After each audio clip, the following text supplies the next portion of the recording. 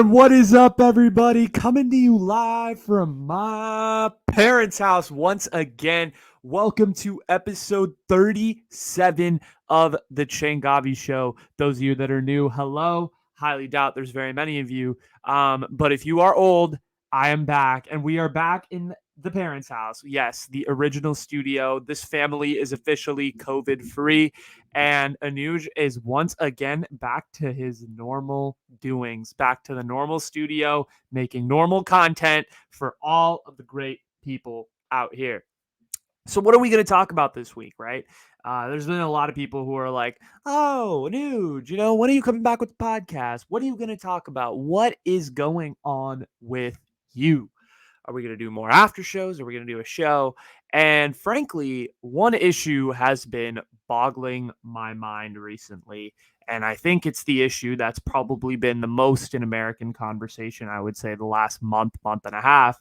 And so I've been doing a lot of research, I've been doing a lot of reading, and I kind of wanted to present to you guys what I have about gun control. And I know it's a divisive issue. Everyone's got their own takes on it. Everybody's got their own opinions and all of that.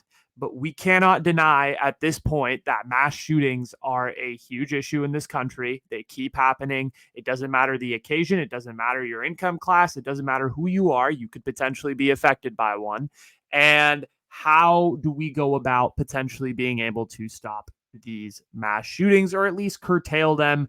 And what is gun control's role in play here? And I think in order to understand all of that, you have to be able to really take a step back and look at the bigger picture that is gun control. And that's exactly what I want to do today. Go through that whole bigger picture of gun control. And before I do that, you guys are also probably looking at my tagline and you're like, what the fuck? What? Dude, are you insane? Are you a horrible, like, what are you doing? What are you doing? You actually bought an AR-15. I did not buy an AR-15. But let me preface what I'm going to say because it'll all make sense. So a couple weeks ago, or actually like a month ago almost, when I was researching this, doing the initial research for the episode, I was like, this was right off the heels of the Uvalde shooting. And obviously, America was pissed. Everyone was in the street protesting. The momentum after the mass shooting was high at this point. And I decided, I was like, okay, let me go through and actually see how easy or if it's easy to buy a gun. I'm in California. It tends to be a more progressive state. According to a lot of legislation, it should be difficult for me to get a gun, et cetera, et cetera. That was what I was thinking. So I was like, all right, it's probably going to be pretty hard for me to get a gun, but let me try anyway. So I went to an arms sort of, it was a relatively reputable site. I looked it up. It wasn't some fake shit. It was like federally licensed and all of these things. So I went to that website. I searched up and I typed in AR-15 into the search bar, added it to my shopping cart, and clicked a couple things, signed a couple waivers saying that I was over the age of 18 or 21 or whatever it was. And there was nothing blocking me. It basically, the next thing it told me to do was give me their card or give me my card or give them my card information, which I didn't do. But if I had given them my card information, they would have said, they were like, it's available for curbside pickup in a couple days from this San Jose store. All you have to do is present your ID, prove it's you, and you have a gun. And that gun was an AR-15. And I pretty much bought it in about 20 minutes.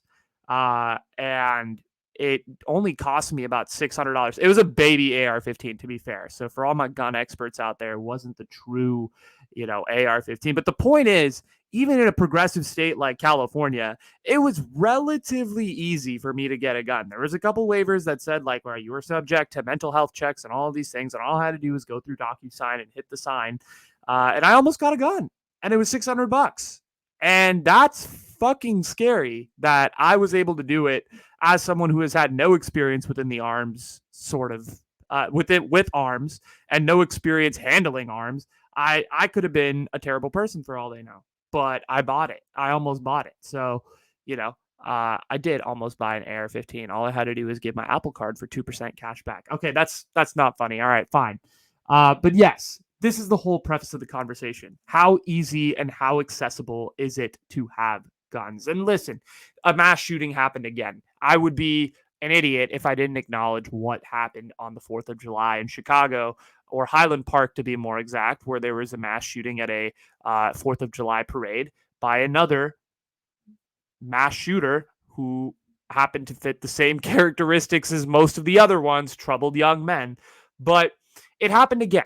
And it keeps continuing to happen. It happened in Buffalo. It happened in Uvalde. It happened, there was a couple. There happened in Tulsa in a hospital. It happened in Highland Park here at a 4th of July parade. This issue is continuing to happen. There is no there's no couple months where it takes off. It's seeming like it's becoming more and more common as the days go by, and there's a lack and continued lack of action in this department as the days go by. And it's pretty sad and it's pretty pathetic. And I think that Americans have, because I noticed with this 4th of July shooting, it was just, one and done, like a couple days, and now everyone's forgotten about it and they're back to work or back to Cabo on their summer vacations because no one cares anymore. Everyone's desensitized to these mass shootings because they just continue to happen. They're things that continue to repeat themselves and no one cares. And that's the reality of the situation, unfortunately. Unfortunately, the reality of the situation. And it sucks that it happened again in Chicago, and it sucks that it's probably going to continue to happen in any given American city on any given day. But it is just something that we're going to have to, it's just something that's going to continue, and it's been happening the last 10 years. And it's seeming like there's no action that's being done. But I'm going to get into all of that in a while. This is going to be a long episode, so tune in. All right, guys, I'm telling you, I'm going to go through everything related to gun control, and I want to give you guys the full picture. So in order to do that, I think we have to start all the way back. We have to go all the way back to literally the origination of this country. Okay, I'm not talking like Plymouth Rock, but like Revolutionary War. Let's take it all the way back, and let's talk about our founding fathers and their relationship to guns. So this entire issue of gun control can really, it can be traced back to England because that's where the foundation of American lawmaking came from. And I didn't frankly do a lot of research into the 14th and 15th century English monarchs, so I can't tell you exactly that information, but I'm going to start my piece in 1791, where the Bill of Rights was finally ratified. For those of you that don't know, the Bill of Rights is the first 10 amendments in the Constitution. It's arguably the 10 most important rights that we have, that each one of us as an American citizen or someone living in America has. And so 1791. And here's the thing that interested me the most when I was looking at this. Most Americans at the start of the American Revolution didn't own a gun. Isn't that kind of crazy? Americans wanted to revolt against the British, but most of them didn't even own arms. And that's partially because the British, because King George III passed a couple of laws saying that Americans had to surrender their guns to the British, but also it's because it wasn't really needed for a long time. People were just kind of doing their own thing. Guns weren't a necessity within America. People were just trying to survive and build society. And English law, for the most part, if you want to take it back that far, actually always included the right to bear arms. It was a part of every major kind of law and government documentation in England, and so it was always kind of a major part of what they had within common law. And most American colonists at the time had been exposed to that British way of life. They had been used to these British laws, and a lot of the foundational laws that we see in America today are based on what was seen in England, because a lot of the OG American colonists immigrated from England. And so a lot of the Declaration of Independence was inspired by the English laws that these people had known before, with a few modifications, obviously, because Americans weren't happy being ruled under the British. So that happens. The Bill of Rights gets ratified, and the founding fathers decided to include, with the Second Amendment, the right to bear arms. Obviously, they were living in a society where they felt the need to defend themselves if there were, criminals or petty theft. And the technology with weapons wasn't frankly there where there could be severe harm. But also in that time period, there were a lot of people that lived off of hunting, a lot of people that lived off killing deer, various animals in the forest, and selling it in the town marketplaces for money. that was a actual profession for people, and it still is today, just less or so. But back then, it was a big part of the economy, and so the intent of that point was to not only just protect the security of individuals, but also to kill. But also for people to have the opportunity to sell their product, their service for money, which is what happened. And tying this back to, in 17 whatever the revolution started, right? The 1770s, and or the 1760s. Uh, what no Almost no Americans owned a gun. I'm going to go back to that, right? Almost no Americans didn't even own a gun when the revolution began. And in 2020, a Gallup poll was recently released that said 44% of Americans have firearms in their house of some kind. So we went from 0% in 1791 to 44% in 2020. It's or not in 1791. It's 0% at the start of the American Revolution to pretty much almost half of Americans owning a weapon today. Kind of crazy. And this sort of thing gives gives the initial conversation to gun rights to come about.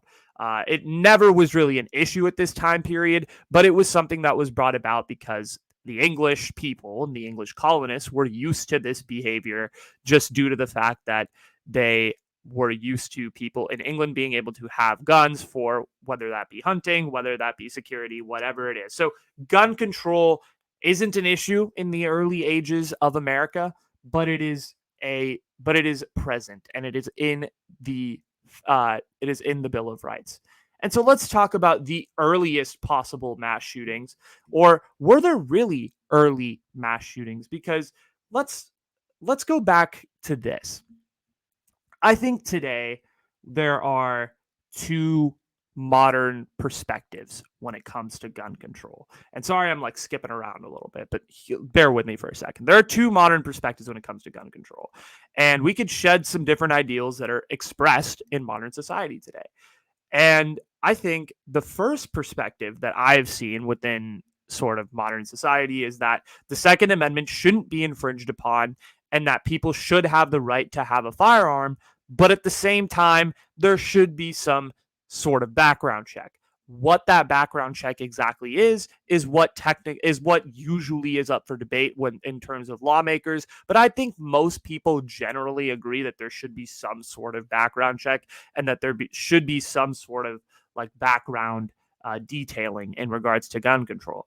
The other perspective is that the Second Amendment should be completely untouched, and we should just go forth based on the Constitution. It's what we're seeing in the Supreme Court today. A lot of the decisions that come out of the Supreme Court in 2022 are based on constitutionalist ideals, which is what sort of more conservative justices tend to subscribe to, is more constitutionalist ideas, following the Constitution as the exact word and the exact verbiage, whereas liberals tend to be more loose with their interpretations of the Constitution and look at the laws and decide that we can interpret those in different ways and not just follow the strict verbiage of the Constitution. So, but obviously, look, those are two of the main perspectives, and there's obviously a bunch of other perspectives in between, including like fuck the Second Amendment altogether. But these are the few that continue to clash. So let's get back to the mass shootings early on in the United States life. So, as messed up as it is, we don't really constitute anything as a mass shooting unless it's like 5 or more people, or like 4 or more people dead, and that is messed up to a certain extent, right? Like I mean, I as an American citizen, I don't know about you, I don't want to speak for you, but I as an American citizen am concerned when like multiple people die, whether that be one person is shot dead in the street or 3 people are shot dead in the street. Like, why is 5 the number that considers a mass shooting? God knows. But it is kind of messed up that we only define and like look at mass shootings as 5 or more people. I get it, but it's like when you look at it for a pure definition, it is messed up. And honestly, mass shootings weren't really a thing in the late 1790s and the early 1800s and the 1800s in general, just because the technology wasn't there. I mean, you look at the way the Revolutionary War was fought, it was fought with a lot of muskets, it was fought with bayonets, it was fought with equipment that frankly, I mean, takes time to assemble. You look at the way the Battle of Lexington took like 3 hours, and half of it was spent with soldiers cleaning out their muskets so they could fire off their next round. It took like 30 seconds to fire a round and then 5 minutes to clean the weapon. That was the sort of before you could fire another round. That was sort of the technology level that you were dealing with in the 1700s. And the British Army had the highest level of technology when it came to their military and when it came to their arms. So that the fact that it was at that level, mass shootings weren't going to be a problem just purely based on a technological perspective. The better war machines got, aka the more wars America was in, the more wars the world was in, the more effective the guns got, and as a result, mass shootings became more of a presence within society. And mass shootings in the 1800s, I mean, there were, but they weren't anything like super crazy. Mass shootings in the 1800s sort of consisted of a bunch of like one-off shootings. I looked through like a big list through the 1800s, especially in America, but mostly consisted of like a bunch of one-off shootings. Like I was saying, a lot of a disgruntled kid bringing his parents' gun to school and like shooting a teacher in like a small village, or like drunk farmers shooting people, like stuff obviously that's horrible and bad, but not like mass shootings that were planned out like Columbine and stuff that we see today. Like it was nothing like that. And in the 1800s, the only real concern in regards to like someone actually mass committing crime and shooting and killing people was this guy by the name of Jesse James. For those of you that don't know, Jesse James was this like big outlaw within the Wild West, and he was known for like his train robberies and his gang like sort of stealing stuff from people, killing people, all that stuff. And he was a big fixture in the Old West, and he kind of like kids romanticized him, right? And I mean, you see a lot of these Old West figures who were actually terrible people who are romanticized in today's society because they were the Old West, like they were the macho men, and kids thought it was cool. And so kids on the East Coast like tried to copy what Jesse James was doing out west, and they would try some of the similar stuff, but obviously not to the extent that he did. And he was just, so many miles away at that point that he wasn't really that big a significance. But I just thought I would mention it, Jesse James, as being kind of one of the foundational pieces when it came to kids sort of trying to emulate someone that looked cool, killing people and committing crime. But the overall point is that mass shootings early on in the United States life didn't particularly exist. And there was not really a big concept of mass shootings, at least early on in this country's history post-independence. There were a lot of other problems that people were worried about. Yes, there was petty crime. Yes, there was shooting. I'm not saying that no one died due to a gun. In those days, there were things called duels, like Alexander Hamilton and Aaron Burr. Hamilton died in a duel. Like like the concept of a duel has been outlawed since then, but gun violence was not at the extreme level, I would say, in regards to like shootings that we talk about in today's society. And gun control wasn't an issue at that point. A lot of people were just, focused on other things like the establishment of an actual political party and whatnot. So that's for another episode. But yes, the earliest mass shootings, frankly, did not exist. And so let's move on, because there was a large portion of this country's history where it was developing in terms of its technology. America was a developing nation for a long time. And we got to talk about the Civil War and through World War II, because this is when sort of the main gun legislation started to happen. And I think there are a couple things when you talk about the Civil War actually has a lot to do with where this country came from in terms of guns. And the thing to know about the Civil War is a couple of things, actually. So the first is that the Civil War made the distribution of guns extremely easy. It was happening everywhere. It was happening in stores. It was happening through dealers, and the business of arms itself became the let me say that again. The business of arms and the business of firearms in general, the foundations can stretch back to the Civil War because there were a lot of Americans that needed arms. Obviously, the Union Army, the Confederates needed arms, and there were a lot of people who were trying to supply those arms. And technology at that time was just ramping up and getting better and better, and it was trying to figure out the most efficient way to win the war. And so the distribution of guns was everywhere. I mean, they were in stores, they were all over the country. They were all over, the northern and the southern states for that matter.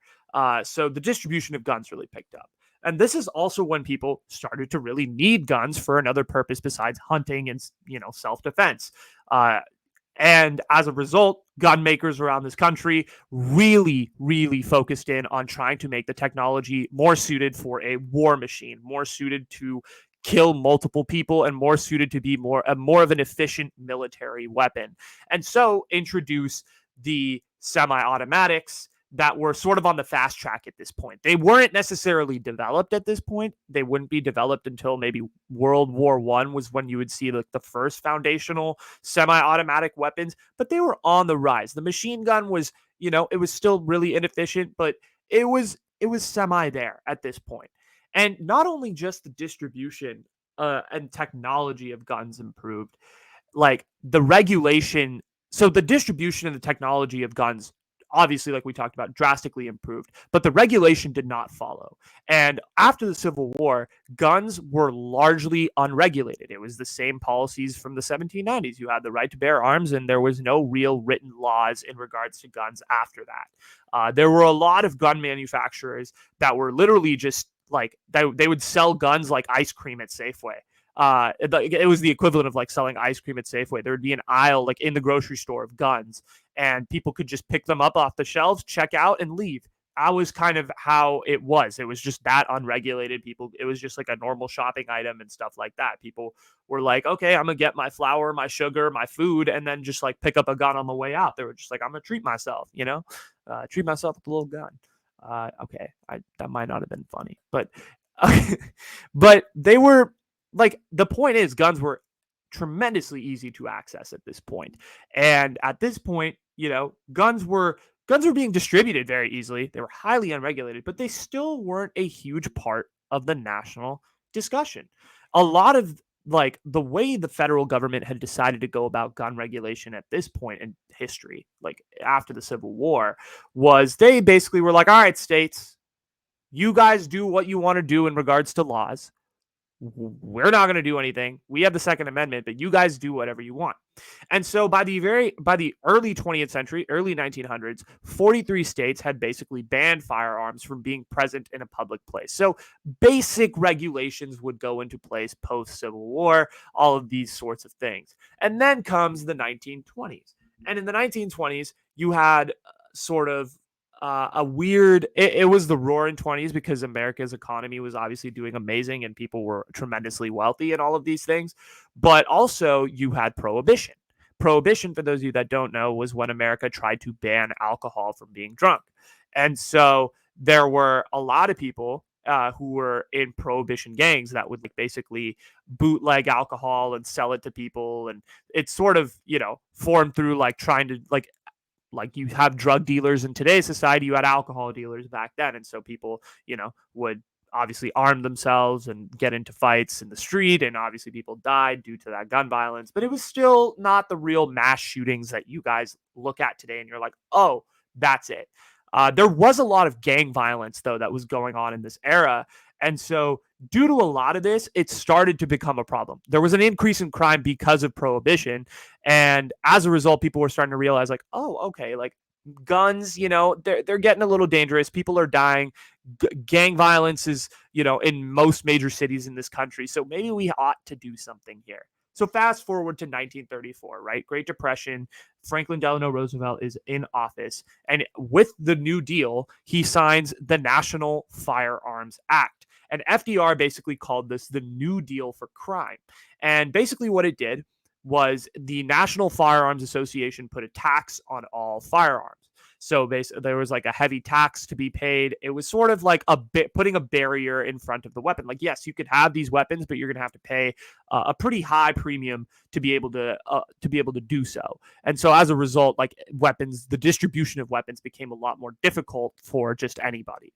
And there were a lot of constitutional flaws with this, but the initial foundational rule has sort of stood the test of time. There are taxes on firearms, even in today's society, and all of these things. But keep in mind, while a slight curtailing of arms is going on, right? The National Firearms Act did have a slight curtailing of arms. The technology of arms post World War One and through World War One was just getting better and better and better. And by the time World War Two pulled up, you had like fully semi-automatic tanks. The guns are, at like fully semi-automatics working at highly efficient rates. Like things were working extremely well, and the industry of war increased with the excessive amount of wars. You had World War One and World War Two within a span of 25 years. All of a sudden, the industry of arms, the industry of war, and all of these various industries that surround war were increasing in funding, increasing in popularity, and so the technology itself continued to increase. And right about World War Two, right as World War Two is about to start in the United States, it really just takes over from gun control. All of a sudden, people don't give a shit. People are like, let's pull uh let's just give our soldiers the weapons they need to fight this war and beat the Japanese. No one cared about gun control at that point, and so actually it became a lot of those rules that FDR had instituted with the New Deal of crime. He sort of laxened, and it became a lot easier for people to afford guns because and particularly for the army and all of these things, because it was because war had become the country's national priority and not anything else. And so, but more into all of this, there was, but as World War II is going on, there was still some stuff that was happening in the United States. You had a court case called the United States v. Miller. And in the US v. Miller, the case was basically debating the fact if Congress should regulate the interstate selling of shotguns. And so, like, what that meant was like, oh, like, can someone in California, like, can someone in New York buy a shotgun from California? That stuff. And the court basically ruled that we cannot say that the Second Amendment guarantees the right to keep and bear such an instrument. And so that was sort of one of the first times where it was like, okay, hello, we're going to start to regulate. The Supreme Court basically said, like, we are not going to allow necessarily people to buy guns from different places, different states. We're going to make it a little bit harder. And so that happened. The US v. Miller happened. US v. Miller happened. But then World War II sort of took over, and US v. Miller became sort of void for a little bit because gun control was, like I said, the last thing on people's minds. So let's fast forward, right? You're fighting this war. No one cares about gun control. All everyone cares about is winning the war. And so World War II ends. Do the Americans win the war? Biggest question mark of the century. But let's take it to the 1960s for a second, okay? The 1960s, because nothing really happens in the 50s. The 50s is mostly just a lot of it's a lot of like post World War II trying to figure out what America is, the Cold War, all of these things. So nothing like, yes, the nuclear weapon side of things becomes a huge deal, obviously with the dropping of Hiroshima and Nagasaki. But in terms of like pure gun control, nothing particularly happens. But let's talk about the 60s, because this is when we really start to see like, okay, guns could be a problem if our citizens are easily able to get them, and here's some of the damage that they could do. So after World War II, there's obviously, sort of a sickness when it came to guns, because most people were like, all right, let's focus on building America up. Let's focus on making America what it can be and what it was before this war. And so you had things like the GI Bill and social welfare and a lot of these other bills that were promoting the American people that sort of shunned away the concept of guns, because people were focusing on building up, and the concept of the American dream and the middle class and all of these things were created because no one wanted to fight. Crime actually went down because more people were focused on themselves and focused on like bettering their country and all of these things. So it was this whole like American self improvement sort of phase in the 50s. And then the 60s came. And at this point, this is sort of the era that kind of, I mean, when I think about this, when I think about the 1960s, I tend to think about the era that had the most assassinations within a decade. A lot of them, at least in America. I don't know about other countries. And if in a few other countries, I could think of a couple of assassinations. But in America, there were a lot of political figures that were assassinated in the 1960s. People assassinated during this decade include Martin Luther King Jr., Malcolm X, John F. Kennedy, Robert F. Kennedy, a few others as well. So it was pretty bad. A lot of major political figures were going down because of gun violence. And with political figures going down left and right, a lot of people were like, yo, our lawmakers are dying due to guns being pretty easy to get in this country. We have to do something.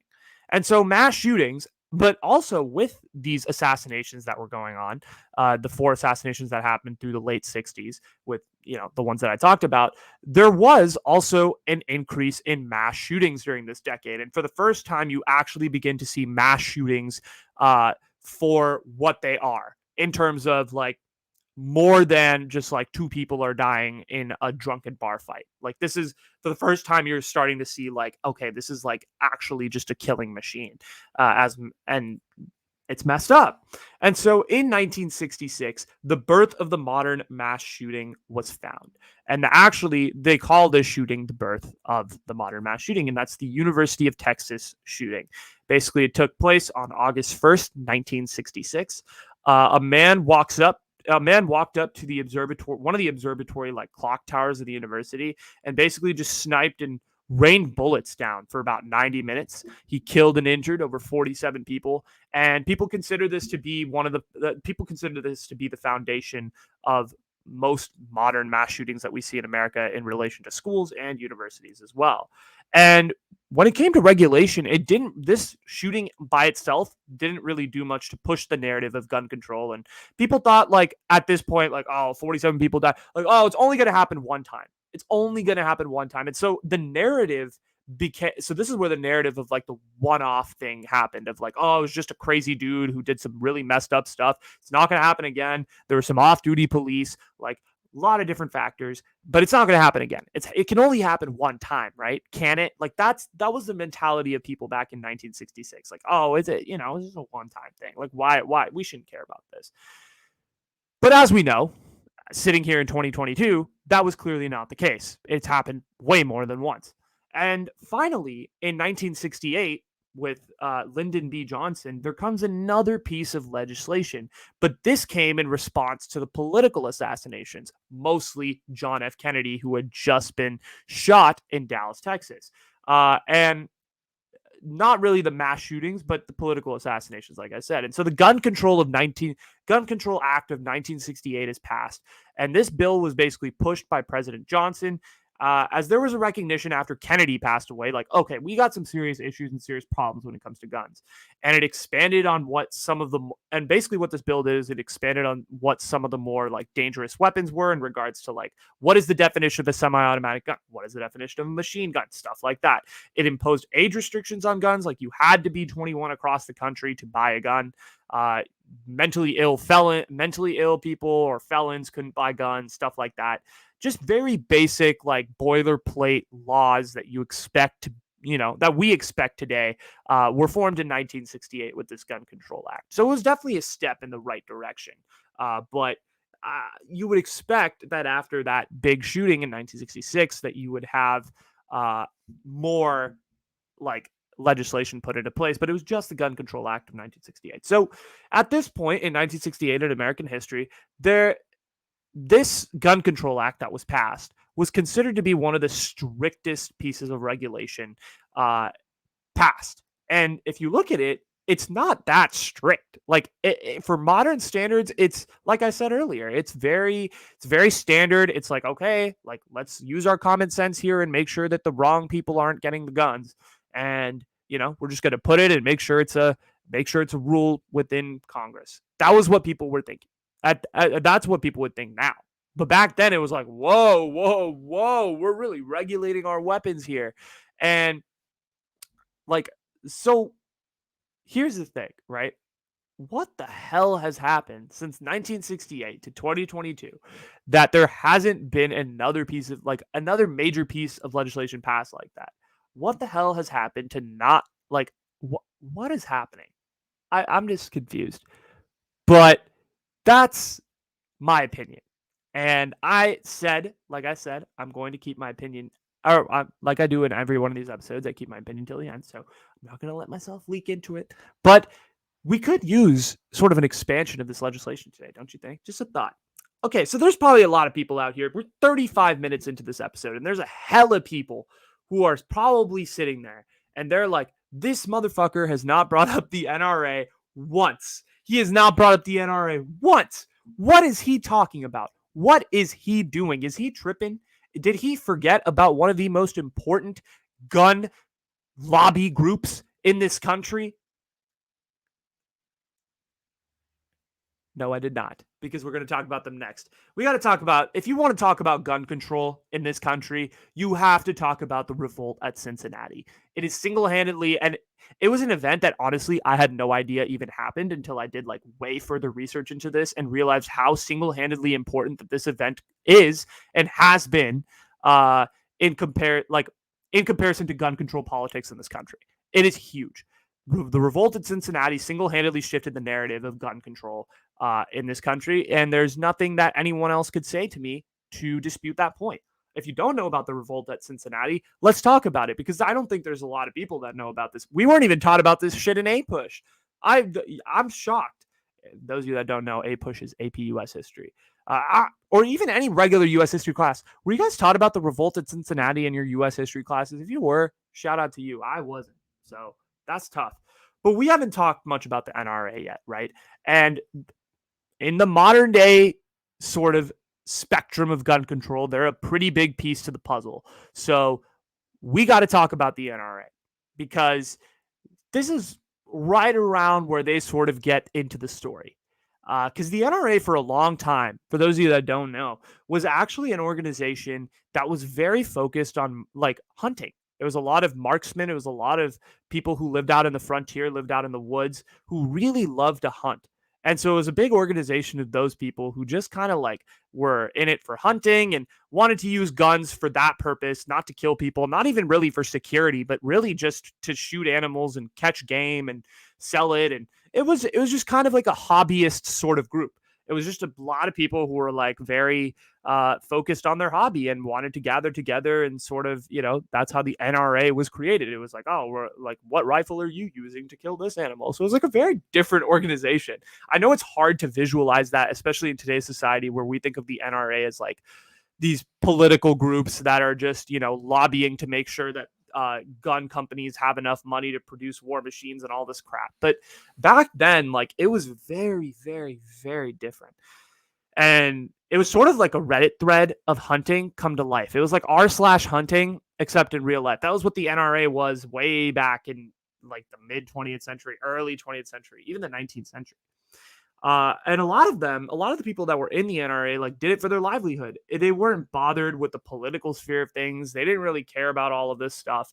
It was more so just to gather with other hobbyists like themselves, other hunters like themselves. But here's the thing. At this point, there were a lot of guns rights activists within. There was a little segment, not a lot, but there was a segment of the NRA, a segment of the like group of the NRA that were pissed because there was this significant amount of rights that were taken away with this Gun Control Act of 1968. They were like, dude, what the hell? Like we've cooperated, like we don't do anything wrong. Why are they taking our stuff away? And like there was a little group within the NRA, but most of the NRA, on the other hand, loved what was happening. They were actually very vocally and publicly supportive of parts of the act. They were like, yes, we need stricter background checks. Like we use guns, but we use it for hunting and we use it for the right purposes. And they were, like I said, they were in it for the hobbies. They weren't in it for any of this other crap. And so at this point, the thing is, though, the pressure was on the NRA because people were looking at the NRA like, what are you guys doing here? And how do you guys stand on this? Like in terms of support, like who are you just going to publicly back the federal government, even though your organization is called the NRA and there's a segment of your organization that doesn't believe in what you're doing and publicly backing this gun control act. And so the pressure was on them. So even though they did support this sort of, a lot of them did support the level-headed gun control, like how far could the NRA publicly support the Gun Control Act of 1968 before the whole organization completely broke up, right? Before the whole organization was like, what are you doing? And it turned into a whole mess. As there is with every organization, there are always a few hardliners, right? And there's always going to be that guy who believes very staunchly in a specific stance. And the NRA was no exception. So bring in Harlan Carter. Harlan Carter was this guy who believed that the government was out to get the NRA, and he thought that they were going to come for his gun rights and take away his guns, and take away the fact that he couldn't protect his family and all of this stuff, and so and couldn't protect himself and whatnot, not his family. Little background about Harlan Carter. So Harlan Carter was actually a convicted murderer. He got out of jail on a technicality way back when. And so he's not a very good dude. Harlan Carter is not the best guy. And he's a big hardliner. He's big into his guns rights. He wants to own a gun, all of these things. So the NRA every year typically meets in a different location throughout the country. They bring like all their big members of their organization, and they sort of sit around and they discuss certain things in regards to like what maybe certain events and activities within the organization, and also like how they're going to stand in regards to specific acts and whatnot. And so in the year of 1977, the NRA decided to meet in Cincinnati. And so at this point, the NRA is a pretty big organization. It's not super small, but it's not like huge like it is today. It's a middle of the ground size organization. And within the NRA, going into this meeting in Cincinnati, there were two factions, right? There was the old guard, like the old sort of people of the NRA that were very focused on keeping the NRA like a hunting priority organization, just protecting guns rights for hunting, not really for anything else, not caring. The other wanted to get into the political side of gun control and really start focusing on the like protecting themselves from like threats in the world. And so having a gun and protecting themselves for security and for self-security. And so these were the two different factions within this meeting at Cincinnati. I'm setting the scene. And so Harlan Carter shows up, obviously, to this meeting at the revolt of at Cincinnati with a bunch of his men, and they were actually fired from their jobs at the NRA right before. And so they were technically not supposed to be there, but they showed up. The hardliners showed up, and it was Harlan Carter and about 80 other guys sat there, and their mission was to wreak havoc at this NRA meeting, and they were going to do it in whatever way possible. And so basically what they did was like they stripped food out of the convention center, they broke the AC, they broke vending machines, and they basically like trapped everyone in there, like locked all the doors, made sure it was basically like a hostage situation. And eventually at like 4:00 in the morning, a lot of the people of the old guard just surrendered, and they were like, okay, Harlan Carter, like we're going to agree to take your demands to like let us free. And eventually they voted Harlan Carter in as president of the NRA. And essentially what he did with him and his men, his faction of men did, was they essentially just coup d'etat the entire organization.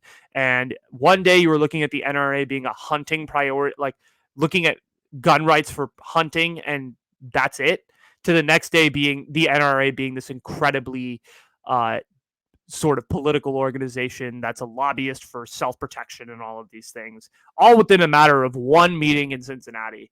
And Harlan Carter became the head of the NRA, and now it's the political organization that it is today because of Harlan Carter.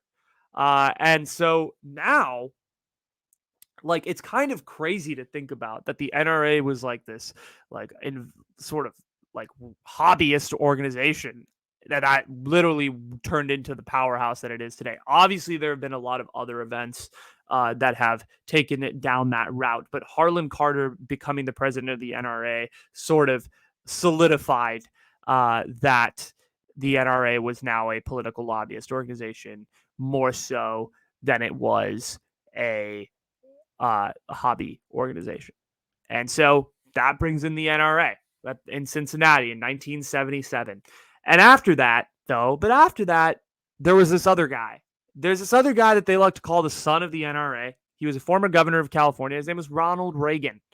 And Ronald Reagan was interesting, man. So now you're in the 80s, and there hasn't really been that big of a mass shooting, so to speak, for a while. So people aren't, super on edge in regards to this entire thing.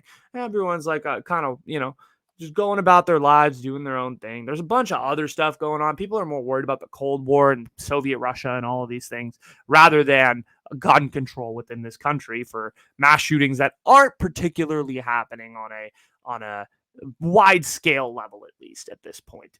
So here we are in the 1980s, and you bring in one of the most polarizing figures when it comes to anything, and that's Ronald Reagan. A lot of people love Ronald Reagan. A lot of people say he was the last great American president, and there's a bunch of people that are like, fuck Ronald Reagan, and he did terrible things. And I am 100% within the camp of I am very, very neutral on Ronald Reagan, because I think on one hand, he saved a lot of things, but on the other hand, he was incredibly, he furthered systems of systemic racism and did some stuff with guns that I don't necessarily agree with. But Ronald Reagan, we're not discussing his presidency. We're not discussing his foreign policy. We're discussing gun control. So let's get back to that. So as we know, Ronald Reagan had a pretty hardline approach when it came to the way that he approached pretty much everything. And guns were no exception to that rule. Reagan may be from California, but he tried to play. Reagan is from California. And so he had to deal with a lot of Democrats even when he was the Republican governor of California. And so Reagan had a lot more moderate and neutral of an approach than you would expect when it came to his gun control policies. And also the fact was his gun control policies heavily shifted when in 1981, someone attempted to assassinate him, and it left his press secretary, James Brady, paralyzed for life. So that whole situation with that whole life experience forever shifted the way that Ronald Reagan viewed guns. And way back in 1967, Ronald Reagan actually banned open carry, like open carrying a weapon in California. And so he was pretty fair when it came to gun control in particular. But in 1986, but here's the thing, right? This is why I call him a walk in hypocrisy, because he's like, I'm going to ban open carry back in 1967 in California. And he changed, and he sort of like in his speeches in the 80s really tried to play to the sort of side of like, oh, like I believe that, we need to protect and regulate our guns and make sure the wrong people don't have the weapons.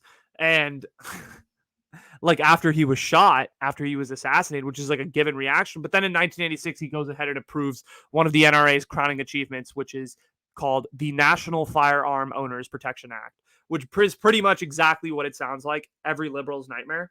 And it basically made it so much easier to get a gun. It made it way easier to get a gun and sort of reversed a lot of protections put forth in 1968 with the Gun Control Act of 1968. But it did one key thing that I think further shows that Ronald Reagan is in complete hypocrisy of himself. It banned the sale of automatic and machine guns to civilians. So for the first time, you're taking semi-autos and machine guns off the market, which is a huge step in the right direction. Something that I think today, in today's politics, probably wouldn't happen just because of the way people are at in regards to the way they feel about guns. But also, see, he banned the sale of automatic and machine guns, and he's like, I'm going to do that and please this sect of people. But also at the same time, when it comes to a gun show, you can buy anything you want. So that's the gun show loophole, where basically he was like, you can do this, you can't do this, and this, but you can do this at this particular location. And so that was sort of another hypocritical moment. But in addition, even when Ronald Reagan wasn't president, he sort of managed to be in the gun control conversation because he really advocated for the Brady Bill in the 90s, which instituted background checks and obviously was named after his press secretary that was paralyzed. And the thing is, Reagan may get a lot of crap from people who are who want to eradicate guns, and that crap is very deserved. I mean, look at a lot of the stuff that we talked about, but also he did do a lot of stuff to protect guns as well.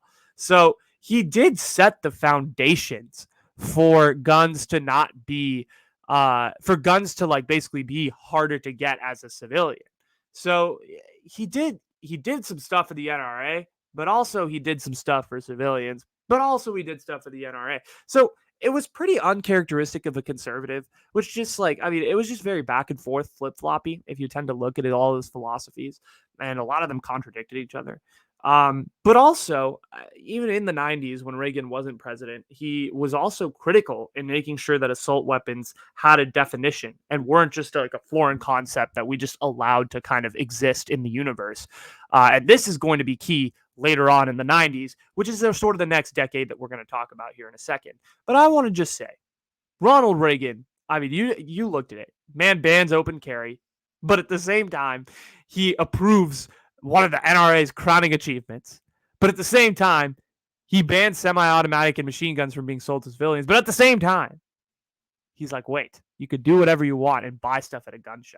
So like it blows my mind. This man was such a walking hypocrisy. Oh, Ronald. Oh, Ronald. What a guy. What a guy. Then he got the 90s. So let's pass the Reagan decade and all the stuff that he did in regards to guns and talk about the 1990s for a second, because this is where you start to see an increase in school shootings once again. The 90s were known as the decade until the 2010s, actually, for the most school shootings. And there was a big, steady increase in them, probably because of people like Clinton, who in his first term didn't really do much in regards to gun control. It was sort of the Reagan related policies, and the Reagan related policies increased shootings, as you would expect. A lot of people had more access to guns. People could go to gun shows, buy whatever they want, all of these things. And the 1990s were seen as this decade of heavy mass shootings and also domestic terror. Things like Oklahoma City bombings as well happened, and the 1994 World Trade Center bombings happened as well during this time. So comparatively to the other decades, the 1990s had a lot of terror, shooting, mass killings of people, which was unfortunate. And most of this was Ronald Reagan. And as we talked about, he did make some concessions, but those concessions proved to not be necessarily the most appropriate, because people ended up being harmed from those exceptions. And and the fact is there was a lot of loopholes and people were able to, get guns. And the NRA also loved Ronald Reagan. I mean, don't get me wrong. Harlan Carter, continued to just pour his support down for Reagan, and he was taken, and in the 80s and in the early 90s, until Harlan Carter died, I believe this was in like 91, 92, something like that, he had full control over the NRA, and he was going full throttle with guns. So through the 80s, through Reagan's presidency, the NRA was basically able to solidify themselves as a huge part of American politics and lobbying. So obviously something had to be done, right? More people were dying from these terror incidents, from these shootings, and Reagan was like winking at one side and then like winking at the other. And it was just this whole mess. So something clearly had to be done in regards to this whole situation. So in comes Bill Clinton, right? George H.W. Bush was just in office for such a short amount of time that he didn't really particularly do anything when it came to shootings. So we're going to talk about Clinton, who was basically the president of the 90s. So cue Clinton's response, which was the assault weapons ban of 1994. And in short, what it was Bill Clinton was going to be like, okay, we're going to put America on a 10-year trial period, and we're going to put a 10-year ban on all assault weapons. He furthered the definition of the assault weapon as a semi-automatic, AR-15, all this stuff, and he defined them as sort of semi-automatics and things that could, reload quickly and were used as sort of machines of war. So this assault weapons ban passes and it goes through. And this was a great foundational piece of legislation because the shootings in the 90s actually drop significantly at this point. But it didn't cover a lot of bases. The assault weapons ban covered one base, but there's still a wide variety of things in regards to gun control that it didn't cover. The thing is, a lot of the weapons that were used in the mass shootings weren't covered in this ban. It was only specific weapons that Bill Clinton allowed. And there was still a lot of weapons and automatics that could be purchased relatively easily. But I have a different take on it. I think it was a good foundational piece of legislation back in 94. I just think it needed to be expanded upon. I just think they kind of left it because they said, like, oh, this is enough. And then they left it. But I think the way that laws should work are like plants, where you have to plant the seed. And yes, it could be a great seed, but you have to take care of the seed and you have to water it and you have to continue to maintain the plant in order for it to bloom. Like that's how I view laws. And I know I'm just spurting my opinion here. But you have to use these laws as foundations and then build over time. But that's my political theory, and that's something for another time. But it did have good effects. Like I said, there was a slight drop in crime in the 1990s. But that being said, there were a lot of problems with the assault weapons ban, and there wasn't a lot of care being taken to this plant of a law. And it was just kind of left for dead. They were like, "Oh, we banned assault weapons," but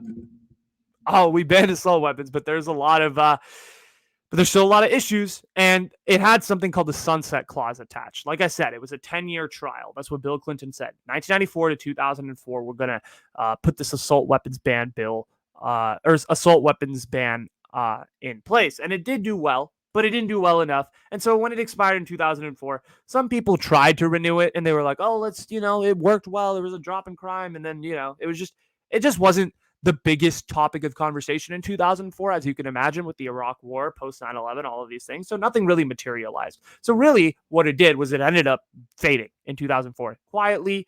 No one really talked about it. And the assault weapons ban just ended up dying.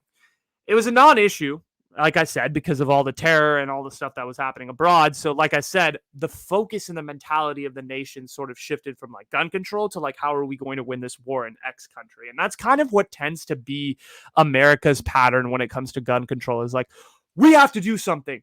War. We have to do something. Oh shit, there's another war. We have to do something this time. We're going to do something. War. So like, that's kind of what happens.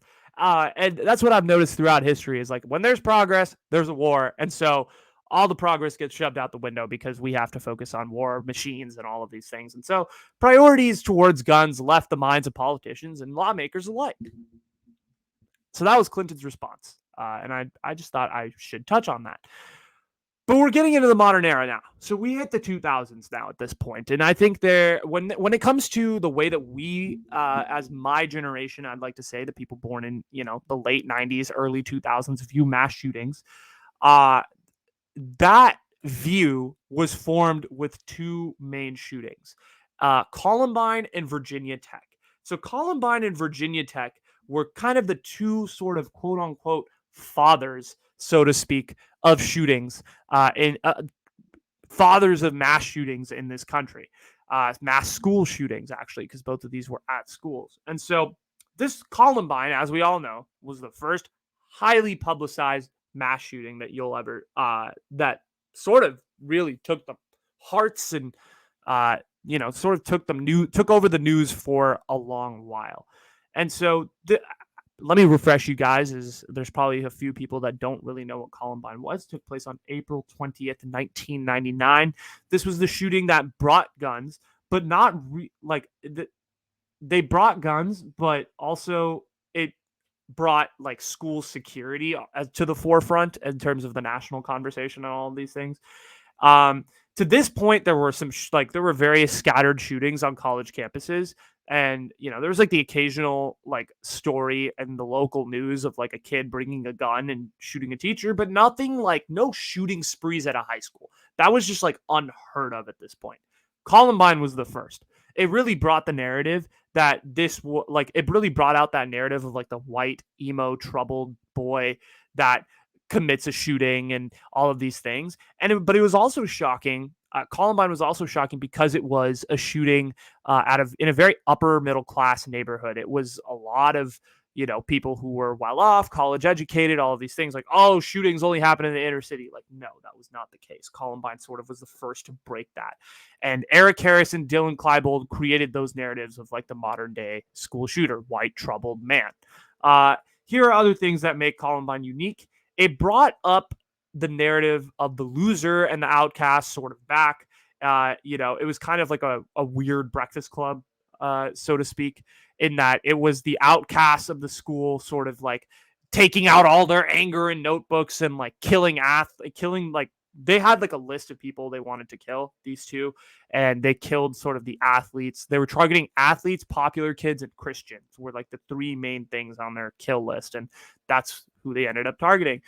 So I guess the well-liked popular kids were who they were going after. And Columbine was one of the first mass shootings at a school to really get the immense, intense news coverage that it did, because a lot of the, like the 1967 shooting that took place at UT, was not necessarily as easily able to reach the rest of the nation, just because television was just on the rise at that point in this country.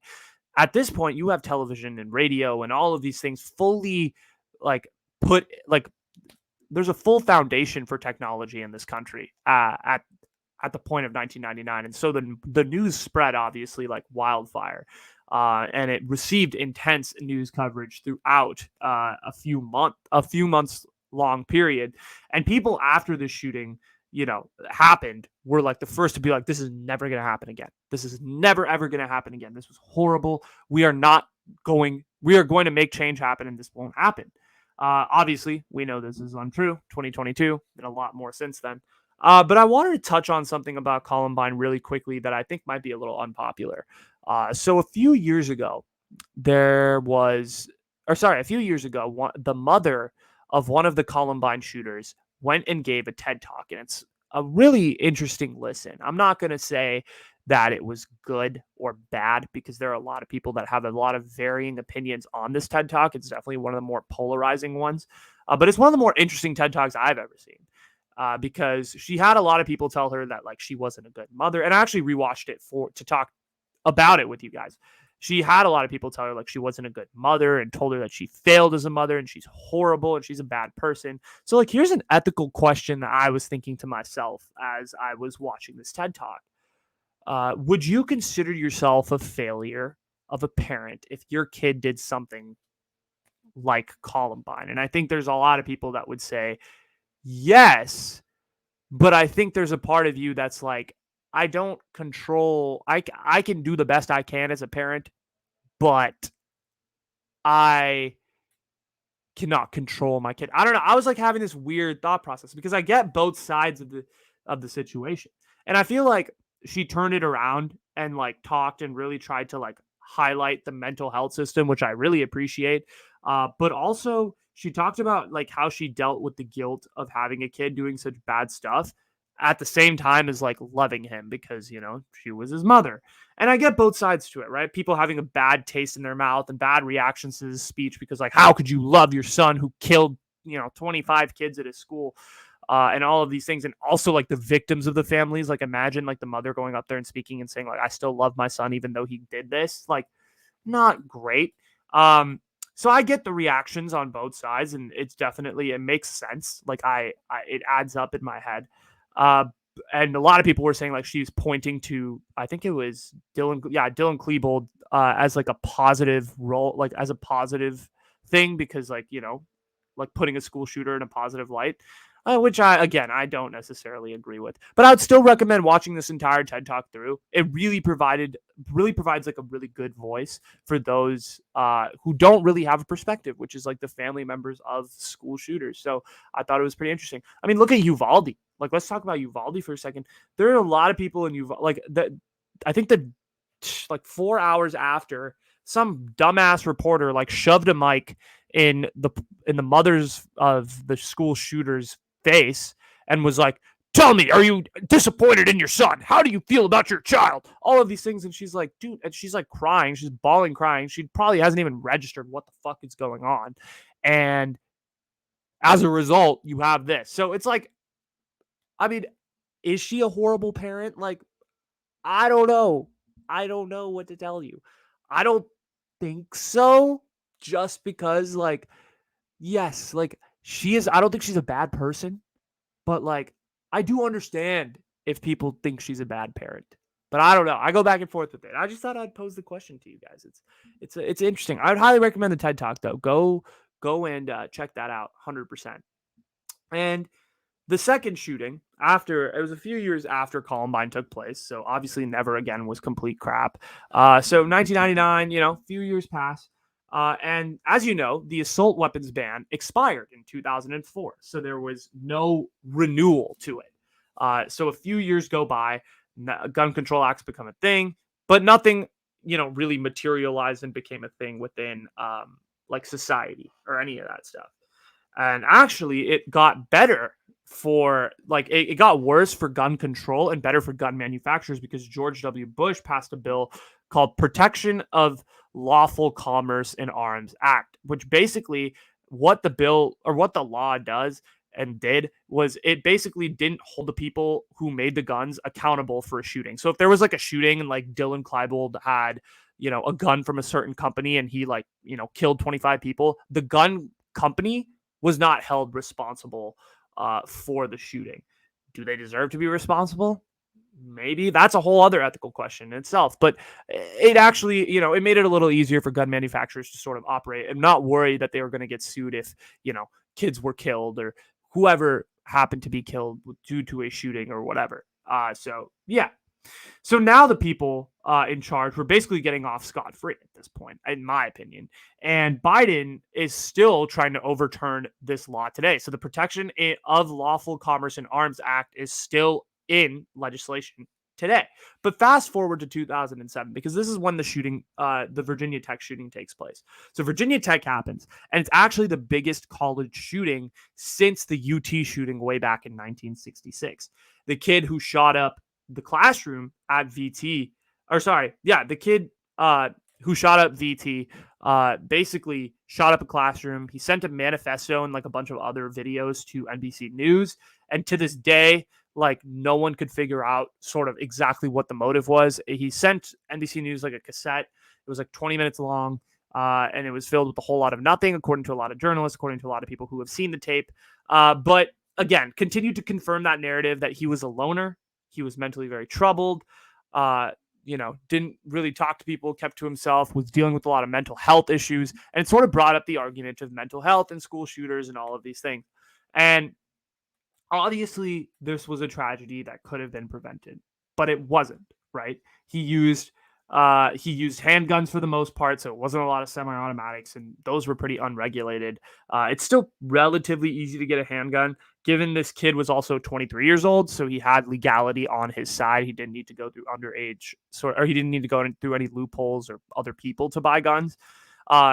That being said, though, like the man had a really bad mental health record and he was in the system and there was no accountability for that. Like this was the first shooting to really bring up like mental health and it being a significant factor within mass shootings and like looking at it in that angle. And as a result, 33 deaths, 33 people were killed. And it ended similarly to Columbine with the whole murder suicide thing, where the shooter killed himself instead of going to prison and all of that stuff. So what's interesting about this killer at Virginia Tech, though, is that he basically treated Dylan Klebold and Eric Harris as like heroes. He mentions it in his tape that he sent to NBC News that they were considered like they were inspirations of his. They were martyrs. They did the Lord's work, all of this weird stuff. So he considered them to be inspirations, and they basically were some of the integral reasons as to why he did what he did, according to himself. So those were sort of the two modern mass shootings that took place in the 2000s that have sort of formulated the perspective of what we as Gen Z, like I'm talking kids born in the late 90s and 2000s, view mass shootings as. That's what we tend to picture a mass shooting as, and those were sort of the foundational shootings that built that narrative in our heads. And so then there was not much really done in terms of laws and regulation. Really, the only thing that was done was that Lawful Commerce Act in 2004, I want to say, with George W. Bush. But other than that, nothing crazy. Then you get to 2008, I want to say, 2008. Yes, 2008. Fast forward 1 year. Let's go back to the Supreme Court, because the Supreme Court has a critical decision to make right here with DC versus Heller, because a year later, there's a case that hits. The year after Virginia Tech, there's a case that hits. And there was this police officer by the name of Dick Heller that applied for basically like wanting to possess he was a police officer and he wanted to possess a handgun in Washington, D.C. But the thing is, at the time, Washington, D.C. as itself, as like its own governing state, had put a ban on all unregistered firearms, and they were only giving out temporary licenses for these handguns. And so obviously Dick Heller was not granted a temporary license. So he sued and said that this rule was against the Second Amendment and said that he had the right to own that firearm and that he was going to use it for, his police officer duties and stuff like that. Heller sued, and as a result, he won because the court ruled in favor of him 5-4, as they basically said that the rule that Dick Heller the rule that Dick Heller had cited in his court case was actually correct, and that it did violate a part of the Second Amendment that was in place. And so at this point, the Supreme Court is saying, like, okay, you could pretty much own a firearm. You can't ban like handguns like that because Dick Heller did have a right to own that firearm. And so that sets precedent for a lot of rules in a lot of states throughout the country. And again, the restrictions loosen once again due to the Supreme Court ruling, kind of like what we're seeing with the Roe v. Wade upheaval, the Roe v. Wade overturn. We're seeing the same stuff happen here back in 2008 with DC versus Heller, making guns a little bit easier to get in various states throughout this country. Then we move in to the 2010s. This is the era that I think all of us are the most familiar with, having all of us have basically like lived through this entire era. So Heller happens. Obviously, not a lot of significant change happens within the gun control department, at least on a federal level, from 2009 to 2010. But Barack Obama, is elected. And despite his wonderful oratory and his beautiful skills of being able to present information, he didn't really do much in regards to gun control. And all of a sudden in 2012, in December of 2012,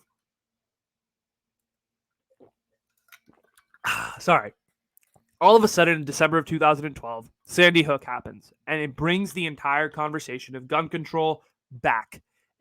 It pushes it back into the national conversation. And all of a sudden, you go from the Great Recession to gun control because of this whole elementary school shooting that happened.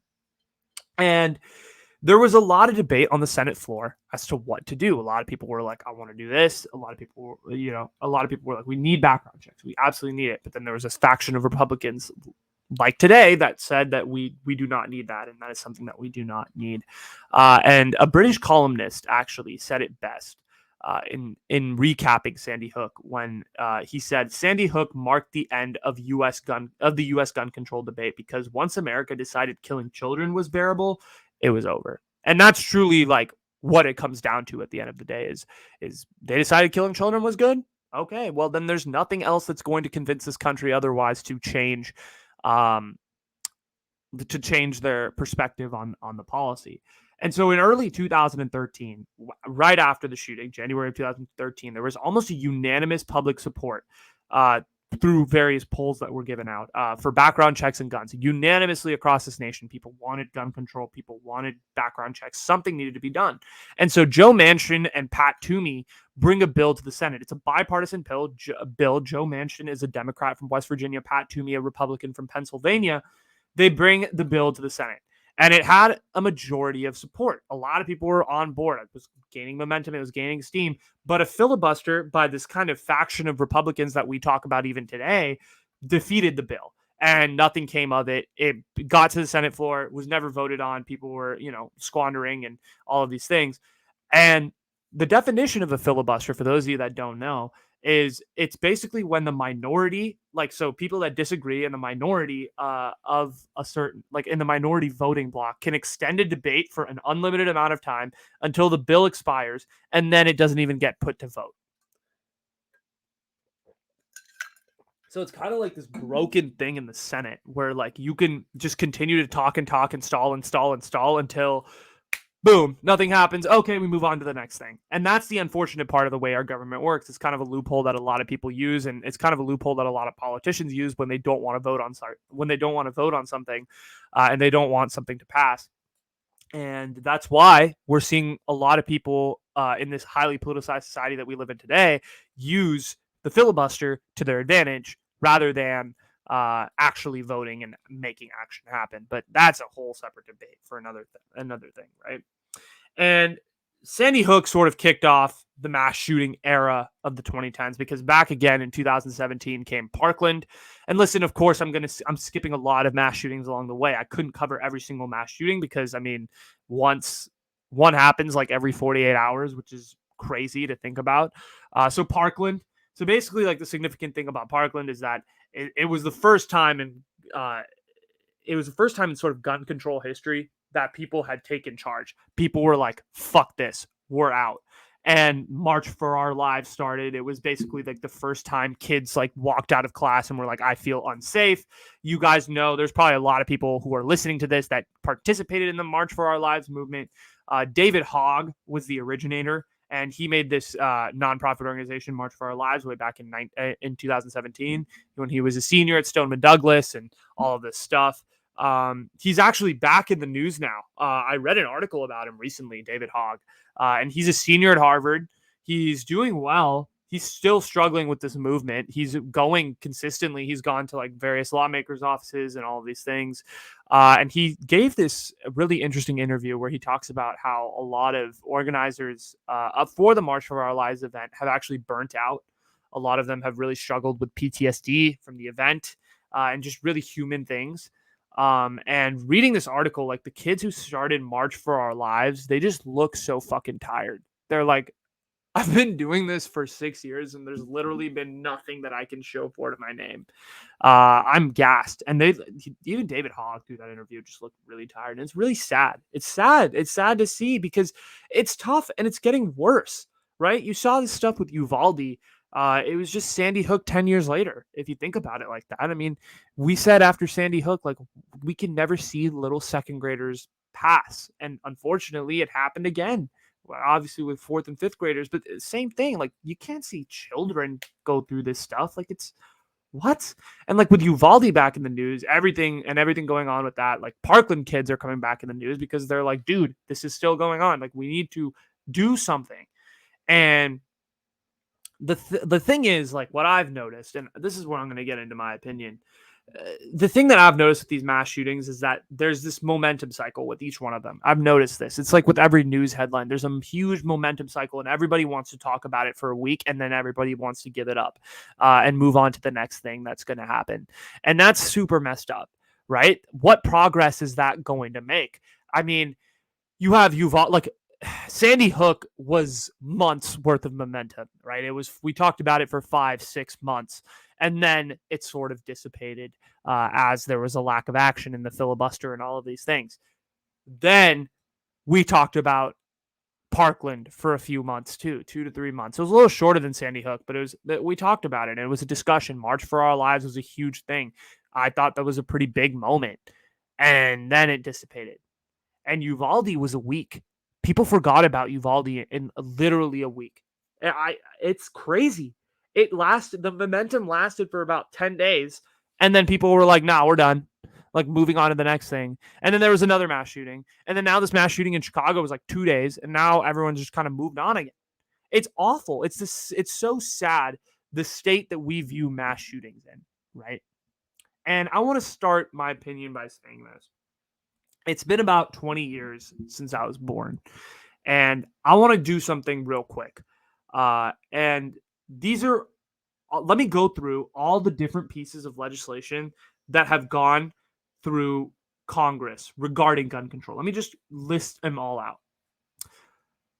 Protection of Lawful Commerce in Arms Act, Obama background checks, Lori Jackson Domestic Violence Survivor Act, Domestic Violence Homicide Prevention Act, Homemade Firearms Accountability Act, Denying Firearms and Explosives to Terrorists Act, Criminalizing Straw Purchasing and Gun Trafficking, Enhanced Background Checks Obama, 72-hour waiting period for those purchasing arms on terrorist watch lists. Help Ending Assault Rifle Tragedies Act. Preventing Violent Juvenile Offenders from Gun Ownership Act. Gun Show Loophole Closing Act.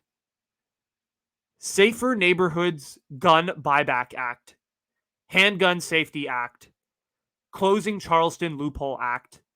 Bipartisan Bumstock Act. Bipartisan Bumstock Ban Act.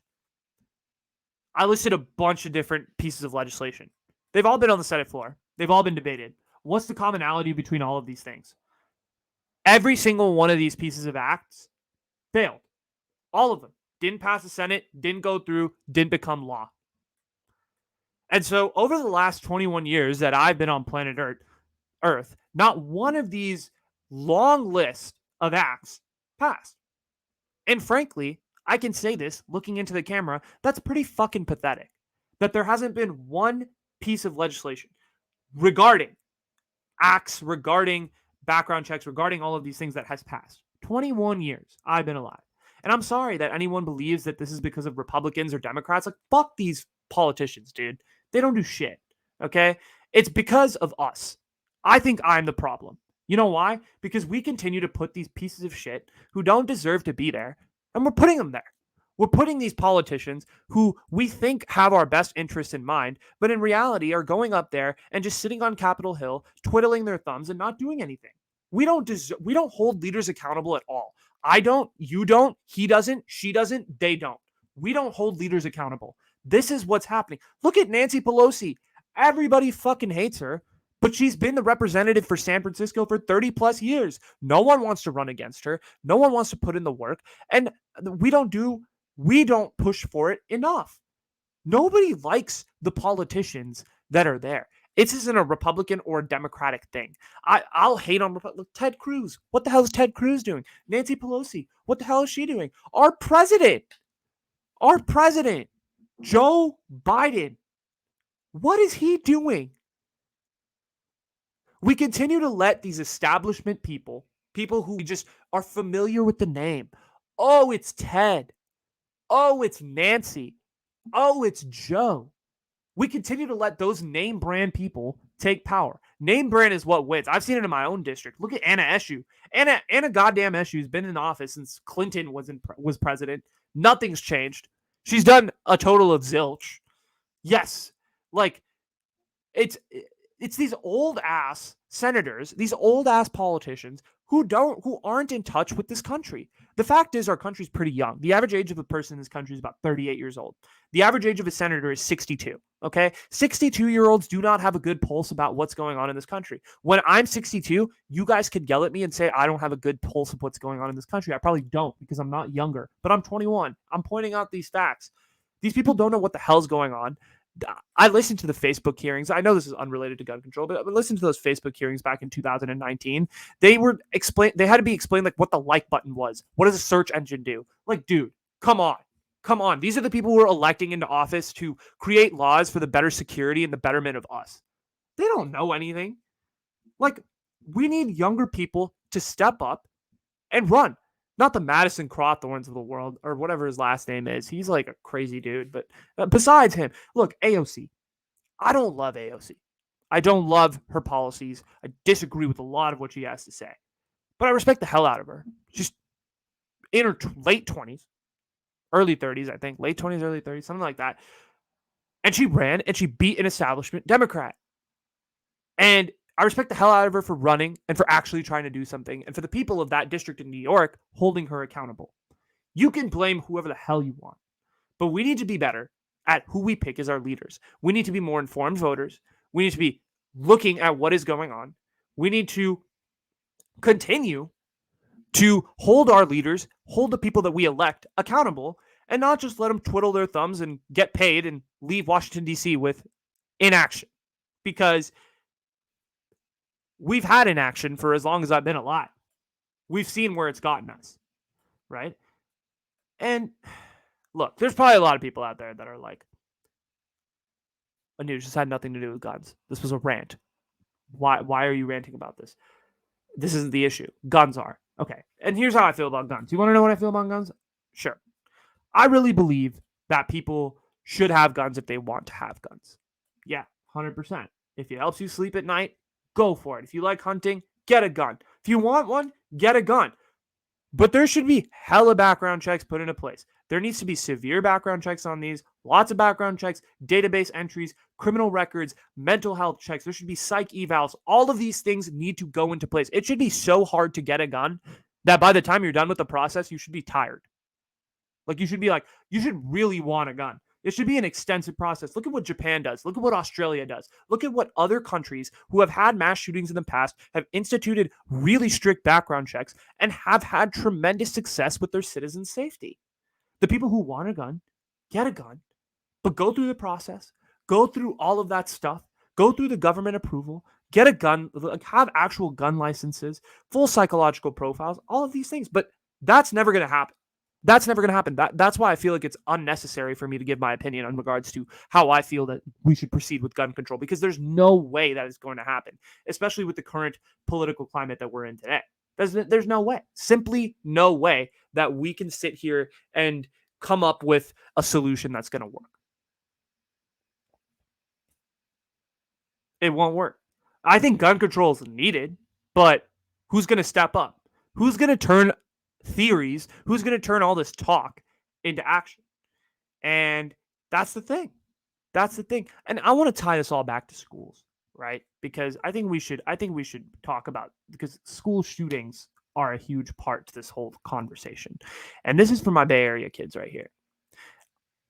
You think school shootings, there are a lot of people, I remember hearing narratives when I was in high school of a lot of people saying that, like, oh, school shootings don't affect us.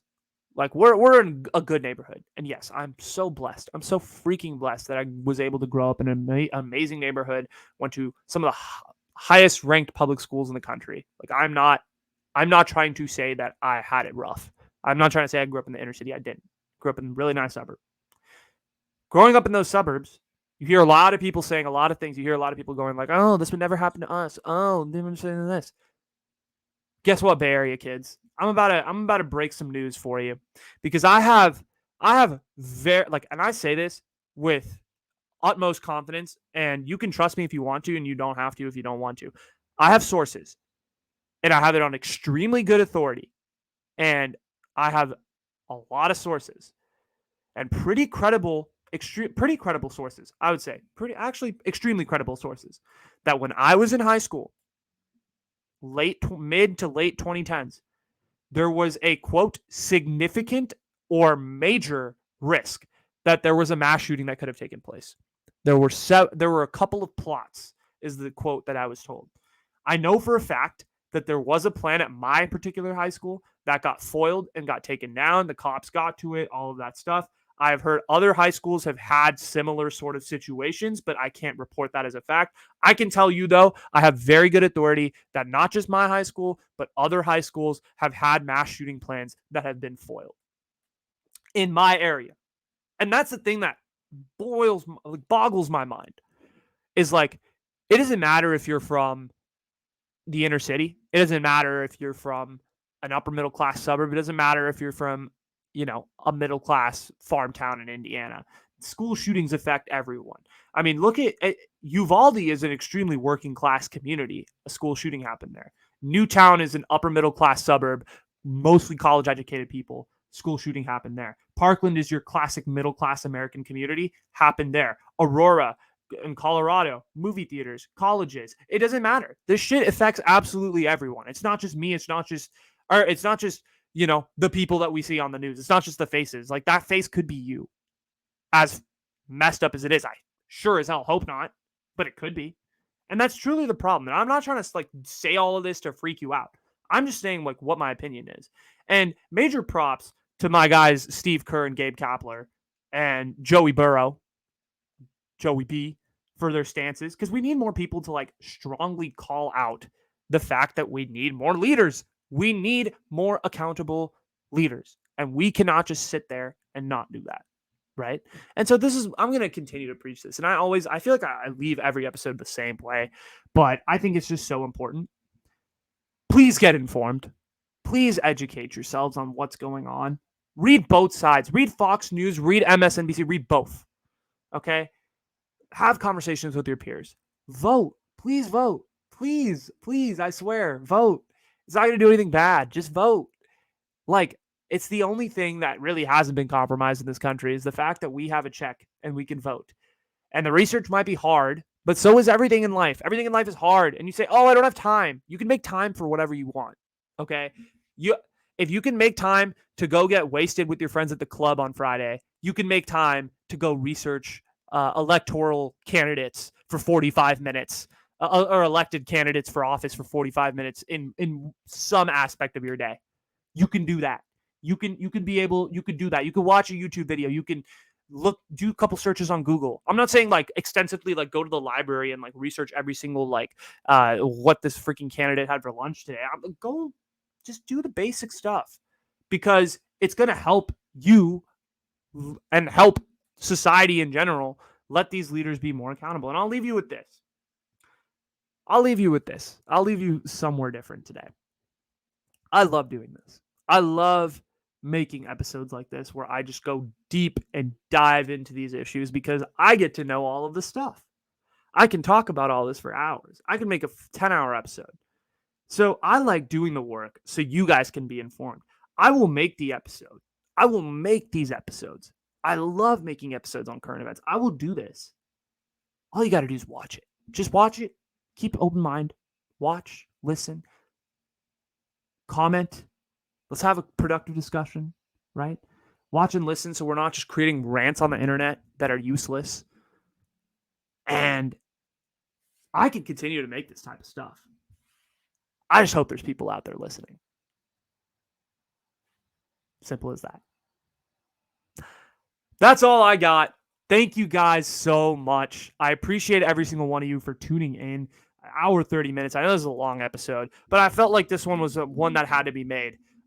Just regarding our current country and affairs and all of these things. I try to remain pretty neutral in regards to like political stuff. But you know, you see my opinion leak out a couple times an episode. It's all good. But if you guys enjoyed the episode and enjoy like these current event types of content, feel free to feel free to subscribe if you're on my YouTube channel. If you're on Spotify, feel free to hit that follow button.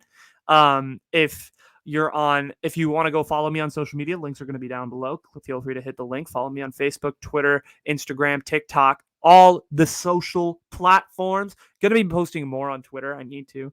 I haven't been active on Facebook recently either. I'm trying to be more active, trying to get into it. It's definitely been tough since everything's been going down with me the last month.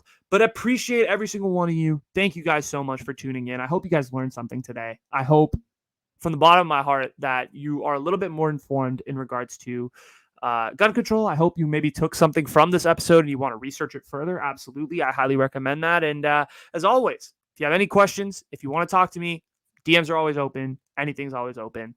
And yeah, signing out from the South Bay. That's all I got. Thank you guys so much. Appreciate you. Coming to you live from my parents' house, episode 37 of the Changavi Show in the books. All right, y'all. Peace.